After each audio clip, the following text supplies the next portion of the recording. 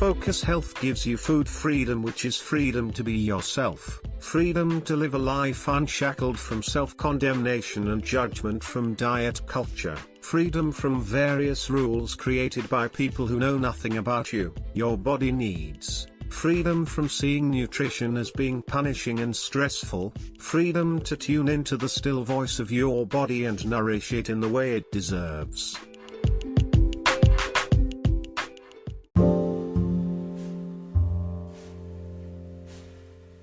This freedom is very much possible. Dr. Shirayu knows this because she sees it every day in her practice.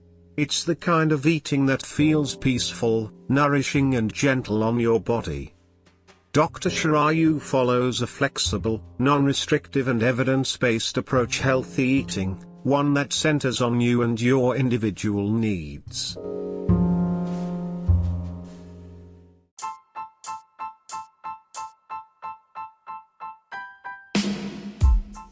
So let's listen to our body telling us what makes it feel good and do good.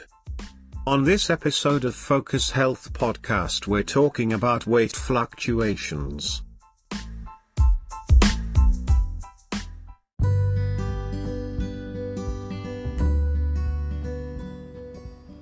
On this episode of Focus Health Podcast, we are talking about weight fluctuations. Hello, you lovely people out there. You're listening to Dr. Shirayu Pashankar. I am an internationally accredited holistic nutrition consultant and weight management expert. Let me be your diet, fitness and wellness coach as you find your way in your health and fitness journey. In many more podcasts like these, we've even included some episodes to get you started. So hold on and gear up. Daily weight fluctuation is actually normal. Well, the average adult's weight fluctuates up to 5 or 6 pounds per day. It all comes down to what and when you eat, drink, exercise and even sleep. Your weight is determined by the number of calories you consume compared to the number of calories you burn. Everybody knows this, right?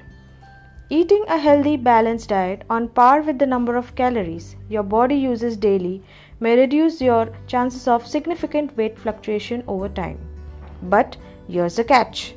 It can be a real challenge to eat and drink in moderation every day. If your diet has been slipping, you may notice more weight fluctuation. Food high in salt and carbs may cause your body to retain water. Your weight may spike until the bloat subsides. You may be able to minimize water retention by cutting back on sugary drinks and processed foods. Adding potassium and magnesium rich foods to your diet may also help balance out your sodium levels. No matter the caloric content, foods and beverages all weigh something or the other. Drinking an 8-ounce glass of water will add weight to your body because it has weight. The same is true for the veggies in your salad. However, healthy foods and water pass through your body quickly, so eating a balanced diet can mean less fluctuation. Foods high in carbohydrates, sodium and fat take longer to process and expel through waste. Your body uses foods and fluids for hydration and energy. After it successfully cleaned the nourishment it needs from these sources, it will begin to expel the leftovers as mucus, sweat, urine and stool. This can cause a slight decrease in weight. Expending energy by burning calories can result in weight loss. But if you are adequately hydrating, you may not see immediate weight loss on the scale. That's because the weight you drink replaces the water you've already lost via sweat. Water, however, contains no calories, that is, free calories, and won't cause weight gain over time. Exercise burns calories, so if you burn more calories than you eat and drink, you will lose weight. Some medications cause your body to retain water, increase your appetite, or change your metabolism. Your menstrual cycle can cause your body to retain more water during the certain times of the month, resulting in a slight weight gain.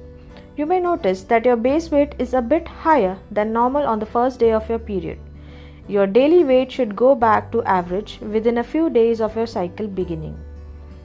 Alcohol isn't processed the same way as the other beverages and foods, so it can take longer for your body to eliminate. It also slows the digestion of other substances which can lead to water retention. Beyond that, alcohol contains extra calories, that is, the bad calories that you may not be accounting for in your overall diet. You may also pay less attention to your overall calorie intake while drinking alcoholic beverages. Your height, your weight, everything counts for your calories. Your weight may go up or down due to the bout of illness like flu or as a result of a chronic condition, while conditions like underactive thyroid, Cushing's syndrome, and polycystic ovary syndrome, that is PCOS, can lead to unexpected weight gain, diabetes, Crohn's disease, and are often associated with unexpected weight loss. Be consistent when you weigh yourself. Your lowest weight of the day will be after you wake up and empty your bladder. Make sure you keep in mind that you need to burn more energy, consume less energy, that is calories, or do a combination of both to lose weight. Weigh yourself with a scale that you know is accurate and use the same scale every day. Make sure the scale is on a flat, hard surface to avoid inaccurate and false biased readings. However, body size isn't the only way to assess your overall health. For example, you can measure your fitness level by tracking your heart rate while at rest and when engaging in an aerobic activity. Counting your repetitions can help assess your strength, test your limits, flexibility in certain stretches, and can help measure your flexibility to a larger content and extent. To summarize this up, daily and even weekly weight fluctuations are normal and usually aren't cause of any concern.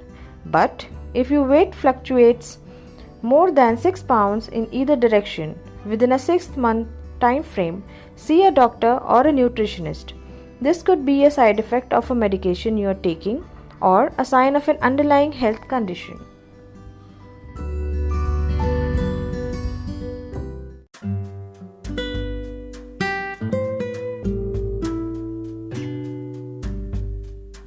So that's it. Thousands are transforming their lives with Focus Health. If you really wish to change something in your body and life, we're waiting to guide you throughout your journey. We're helping many clients worldwide figure out what is going to help their body the most.